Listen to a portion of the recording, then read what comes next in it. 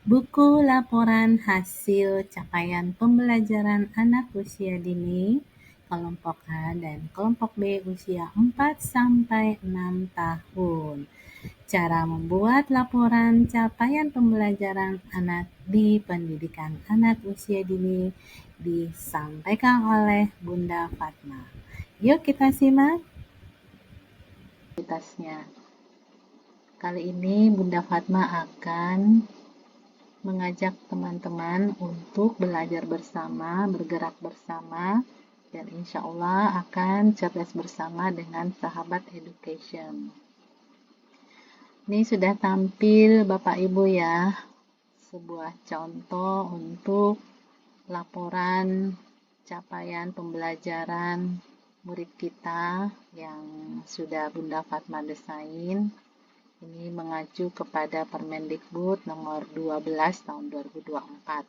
Sesuai dengan kurikulum nasional kita, maka Bunda Fatma merancang buku rapor ini untuk dapat dipergunakan secara umum oleh teman-teman seluruh Indonesia. Ya,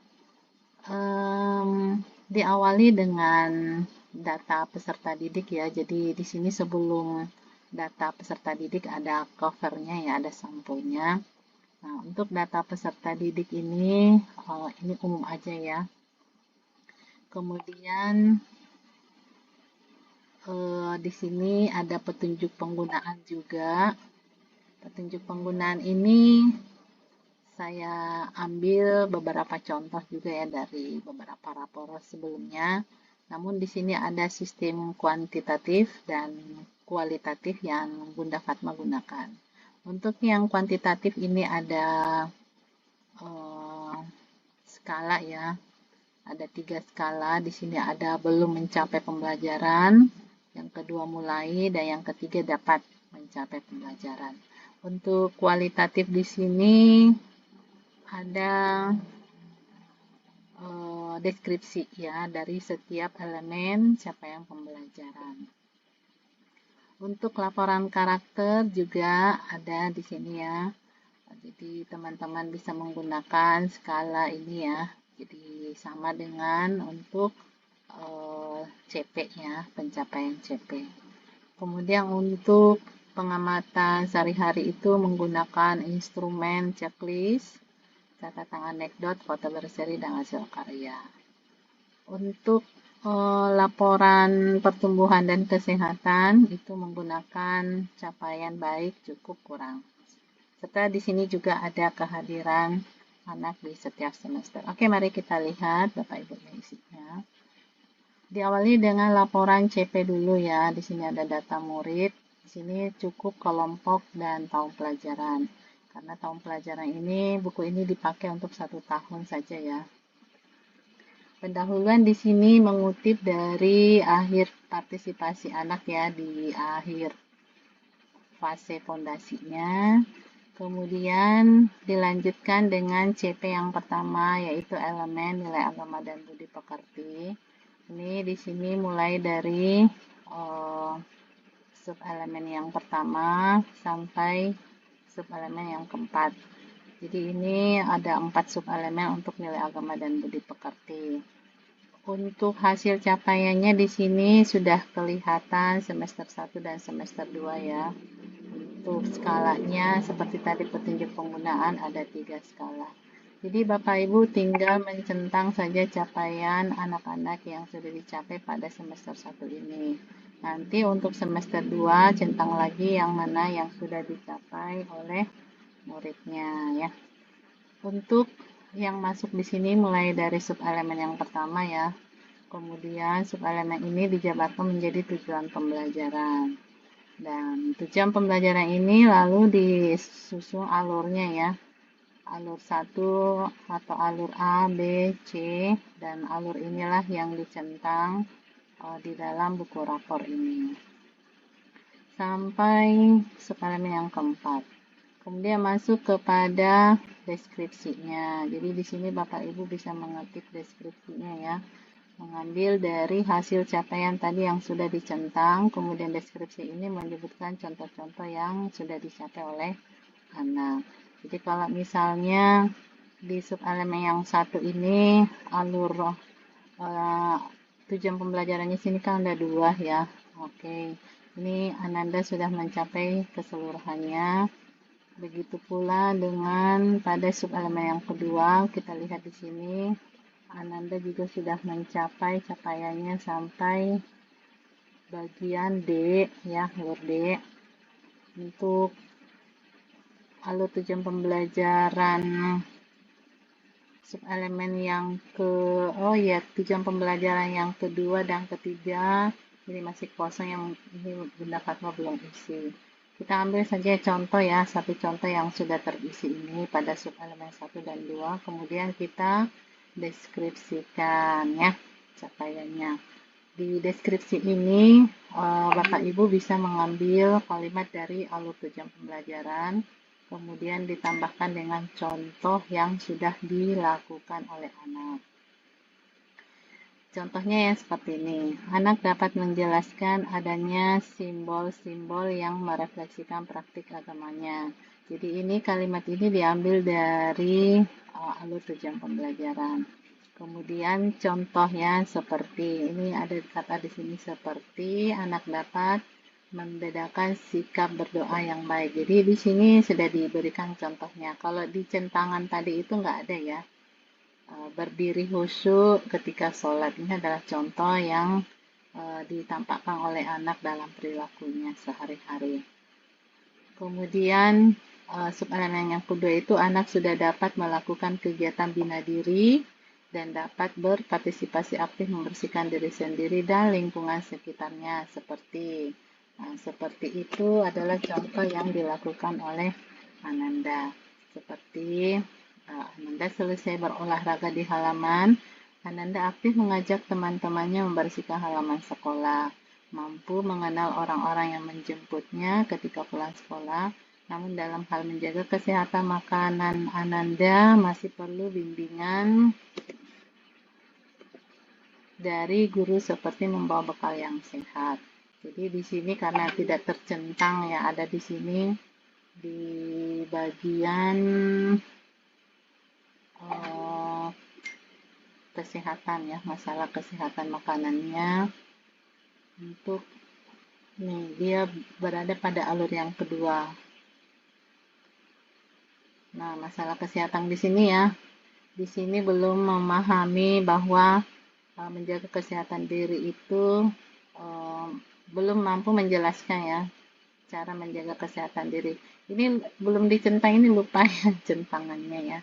Jadi kalau misalnya Ananda belum mencapai belum dapat menjelaskan cara menjaga kesehatan dirinya yang belum dicapai tadi, dia masih silang kayak gitu ya, misalnya di sini silang, maka itulah yang dideskripsikan ya, dilanjutkan deskripsinya dan seterusnya sampai selesai 4 elemen ya. Untuk deskripsi semester 2 seperti itu ya, nanti diisi oleh Bu Guru saat semester 2. Kemudian jati diri ini ada 4 subelemennya ya. Jadi di sini ada subelemen yang pertama ini terdiri dari 3 tujuan pembelajarannya ya. Ada 3 tujuan pembelajarannya. Di sini juga ada capaian semester 1 dan semester 2 dan seterusnya seperti tadi nilai agama dan budi pekerti ya.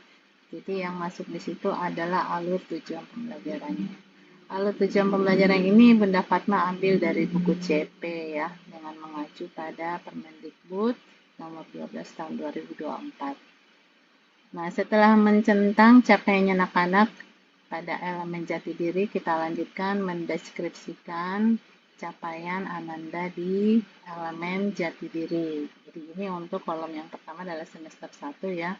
Jadi seperti halnya tadi di elemen nilai agama dan budi pekerti, kita deskripsikan di sini capaiannya anak-anak apa ya, kemudian apa yang belum dicapainya. Nanti kalau misalnya mau paling akhir apa rekomendasinya. Jadi seperti CTR ya, temuan capaian TCR, CTR, capaian temuan rekomendasi. Jadi kayak gitu ya. Jadi C itu capaian, T itu temuannya apa, misalnya kayak tadi ya, dalam hal membawa makanan yang sehat, ya itu masih dibantu untuk diingatkan oleh bu guru, ya itu adalah temuannya, sehingga rekomendasinya adalah eh, orang tua di rumah dapat membantu anak untuk menyiapkan makanan sehat. Nah, seperti itu rekomendasinya. Nah, begitupun dengan deskripsi CP ini, CP untuk jati diri. Untuk kolom semester 2-nya ada juga ya, Bapak Ibu ya. Kita masuk kepada dasar-dasar literasi, matematika, sains, teknologi, rekayasa, dan seni. Kita centang lagi ya, Bapak Ibu ya. Di sini ada ada 8 atau 7 ya. Nah,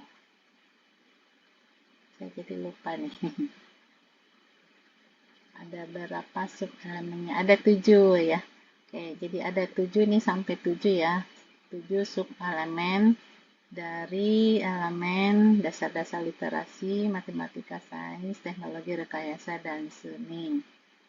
Nah, kita mulai dulu di sini nih. Jadi di sini sub elemen yang satu, ini ada kodenya. Ini Bunda Fatma sendiri yang buatkan kodenya biar gampang mudah ya mengingatnya. 3.1 itu kan tentang berbagai informasi ya. Di sini alurnya ada berapa ini TP-nya? 1, 2, 3. Ada 3 TP-nya. Dalam satu TP ini ada beberapa alurnya. Kalau misalnya TP menyimak dan memahami berbagai informasi, itu alur TP-nya ada 4 gitu. Jadi di sini dicentang ya. Wah, ternyata ini Ananda Anissa berkaitan mengenai minat terhadap tuturan yang lebih kompleks, termasuk teks, naratif, atau informasi yang dibacakan itu dia masih mulai mencapai pembelajaran. Jadi dia itu berada pada skala yang di tengah ya. Tapi untuk alur yang satu dan alur yang kedua ini dia sudah dapat mencapai pembelajaran dan seterusnya ya. Jadi centangan ini kita dapatkan dari instrumen yang kita gunakan ya pada saat melakukan pengamatan atau observasi. Baik instrumen itu dalam bentuk checklist, foto berseri, atau hasil karya, atau anekdot ya, gitu. Jadi dari hasil analisis itu kita masukkan di rekap namanya Bunda Fatma itu punya namanya matriks ya, rekap dalam matriks itu, lalu dari matriks itu Bunda Fatma mengamati, melakukan analisa ya, analisa atau refleksi lah dari hasil capaian setiap murid, lalu saya masukkan centangannya ini dalam rapor, kayak gitu ya alur-alurnya, dan seterusnya sampai 8 sub elemen ya Bapak Ibu ya. Ini jam pembelajarannya ini Bunda Fatma ambil dari buku CP ya, yang diterbitkan oleh Kementerian. Nah, untuk skalanya ini sebenarnya sih di asesmen itu, buku asesmen di PAUD itu tidak ada lagi skala ya. Seperti di K13 itu ada 4 skala. Tapi saya lihat tidak semua alur itu yang ada di buku CP yang sudah masuk di buku rapor ini ya, seperti ini. Itu menunjukkan urutan-urutan yang mulai dari anak mulai kayak gitu ya. Tidak semua alur tujuan pembelajaran dari buku CP ini yang sudah masuk di sini kayak gini ya, yang kodenya A, B, C dan seterusnya ini ya, A, B, C itu adalah alur tujuan pembelajaran. Tidak semua itu dimulai dari kata mulai. Jadi kayak gitu. Jadi ketika anak itu dalam proses pembelajarannya dia mulai minat, mulai muncul, mulai mendengar, mulai melakukan. Nah, disitulah anak itu kita apa ya, anak itu bisa kita kasih tanda ya bahwa anak ini sudah mulai mencapai gitu pembelajaran yang dimaksud. Jadi tidak semua ATP itu diawali dengan kata anak mulai gitu ya. Jadi saya membuat skala ini berdasarkan pada pertimbangan tersebut sehingga tidak hanya 2 capaian saja, yaitu dapat dan belum dapat, tetapi saya menjadikan 3 skala. Maaf. Jadi skalanya ini ada 3 sesuai dengan petunjuk penggunaan tadi yang saya uraikan di bagian depan buku rapor ya. Jadi yang pertama itu belum mencapai pembelajaran, yang kedua mulai, dan yang ketiga dapat. Nah, gitu ya. Kalau di buku panduan itu hanya 2 ya, belum mencapai dan yang kedua dapat mencapai. Mulai itu nggak ada. Jadi alasannya kenapa ada mulai mencapai pembelajaran, karena tidak semua alur tujuan pembelajaran itu diawali dengan kata mulai. Jadi sayang ya kalau anak-anak itu sebenarnya dia sudah mulai mencapai perkembangan, tapi karena hanya 2 pilihan, belum dan dapat, sehingga kita bingung juga mau mencentangnya yang mana. Oke, setelah mencentang capaiannya anak-anak di elemen yang ketiga tersebut, guru dapat mendeskripsikan ya secara umum, menarasikan capaian sudah dicentang tadi dengan menggunakan kalimat CTR tadi, capaian, temuan dan rekomendasi. Dan ini adalah kolom semester 2. Selanjutnya adalah proyek penguatan profil pelajar Pancasila. Kolom ini Bunda Fatma buat 2 kolom ya. Sebenarnya ini mau dikasih garis ya kurang estetik. Jadi saya cukup buatkan 1 kolom, dan 1 kolom ini digunakan untuk 1 tahun. Jadi kalau misalnya sekolah ya Sadik melaksanakan P5 itu 2 kali, maka bisa ya diisi di sini. Ini yang pertama dan ini yang kedua. Jadi kalau misalnya 1 di semester 1 ya udah cukup deskripsikan saja di sini. Apakah ada checklistnya? Nggak ada ya. Jadi di P5 itu nggak ada checklist, langsung aja dideskripsikan. Kemudian kalau misalnya semester 2, deskripsikan lagi sini capaiannya anak-anak. Baik, kemudian kolom berikutnya adalah refleksi orang tua. Jadi di setiap anak setelah menerima rapor, orang tua itu menuliskan di sini ya, tulis tangan aja ya, orang tua nulis tangan. Apa harapannya orang tua ke depannya buat anaknya gitu. Itu perbaikan pembelajaran. Nah, refleksi ini ada 2 semester juga ya. Jadi nanti kalau misalnya semester 2 orang tua nulisin lagi di sini apa refleksinya. Kalau misalnya anak itu PKB naik ke PKB naik ke SD, ya tentu harapan ini dituliskan juga bagaimana supaya anaknya nanti itu ke depannya saat di SD perilakunya, ya pengetahuannya, keterampilannya boleh dituliskan di sini. Karena ini rapor akan menjadi rekomendasi untuk guru SD gitu.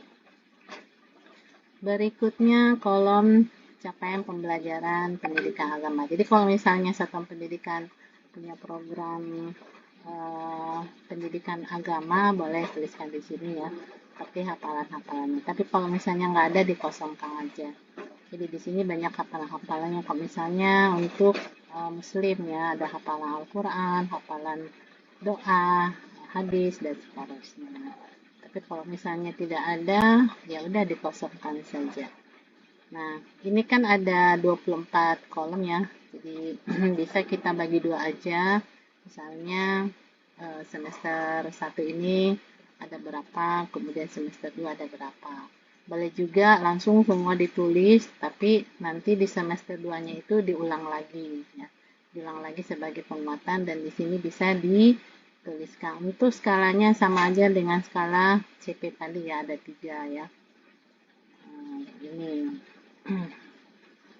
Ini skalanya. Jadi untuk pencapaian hafalannya tetap menggunakan ini 3 skala tadi. BMP, NMP, dan DMP. Kemudian untuk narasinya kita bagi 2 kolom saja ya. Jadi di sini narasi yang pertama sampai tengah gitu ya. Terus narasi semester 2 di bawahnya lagi. Kita ya. Untuk muloknya ya, sedang ekskulnya atau ekskul ya, silahkan dituliskan di sini untuk semester 1 apa saja, semester 2 apa saja. Tapi kalau misalnya muloknya itu untuk 1 tahun ya, ya ditulis saja, nanti di sini dikasih nilainya gitu. Nilainya ini sama dengan skala tadi ya, 3 skala tadi. Nanti kalau misalnya di semester 2, misalnya di sini SK-nya adalah menari ya, misalnya ya. Menari di semester 1 di sini capaiannya adalah dapat mencapai pembelajaran ya. dapat mencapai pembelajaran. Nanti kalau misalnya di semester 2 sama nilainya ya tulis juga seperti itu, dapat mencapai pembelajaran. Ya benda ya. Kemudian tumbuh kembang atau kesehatan anak, di sini juga ada semester 1 dan semester 2. Untuk isinya di sini ada 3 ya. Cukup dipilih saja sesuai dengan kondisi anak, seperti baik, cukup, kurang, gitu ya. Di baik, cukup, kurang. Kalau di sini baik ya. Misalnya kesehatan gigi misalnya cukup. Kemudian kesehatan kulit dan rambut misalnya kurang ya, gitu. Untuk berat badan ditulis ya, misalnya berat badannya berapa kilo gitu ya, dan seterusnya. Untuk tinggi badan berapa senti ya, untuk lingkar kepala juga. Untuk sakit, ising alfa dan total silahkan ditulis ya. Nah, di sini ada kolom yang paling terakhir adalah Bapak Ibu tinggal tuliskan di sini tanggal penerimaan raportnya kapan ya. Untuk form pelajaran silahkan ditulis ya. Kemudian di sini tuliskan nama wali kelasnya dan tanda tangan. Ini untuk semester 1 ya. Kemudian untuk kepala sekolah tanda tangan, kalau ada NIP silahkan tulis di sini di bawah dan stempel ya, jangan lupa di stempel. Dan terakhir untuk orang tua. Ini ada 2 kolom ya, dibagi 2. Jadi ini yang sebelah ini adalah semester genap atau semester 2. Oke. Untuk halaman terakhir ini ada keterangan pindah ya, kalau misalnya kita menerima murid pindahan ya. Kemudian yang di belakang lagi keterangan pindah ini diisi oleh TK kita ya, sekolah kita gitu. Jadi kalau sekolah kita itu lebih lengkap nih datanya. Nah, oke, baik teman-teman, buku rapor ini dibuat didasarkan pada ini ya, beberapa rujukan dan disusun oleh saya sendiri, Dr. Fatmawati Yusuf, SHMPD. Saya sebagai fasilitator sekolah penggerak angkatan ketiga, asesor dan PDM, Provinsi Sulawesi Selatan, narasumber IKM jenjang PAUD, narasumber diklat berjenjang PAUD, praktisi PAUD, konsultan PAUD, praktisi mengajar kampus Merdeka, dan ketua Sahabat Education. Oke, Bapak Ibu, jika ada yang masih kurang silahkan bisa komunikasi dengan Bunda Fatma ya. Jazakallahu khairan katsiran. Assalamualaikum warahmatullahi wabarakatuh.